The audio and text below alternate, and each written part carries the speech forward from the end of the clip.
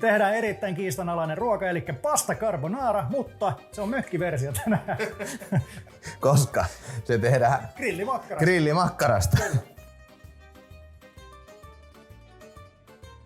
Viiva 34. ollaan Kupittaan Sittarilla Kyllä. maistattamassa myöskin tätä Italia-makkaraa ja edellisessä jaksossa nähtyä Korea-makkaraa. Kyllä.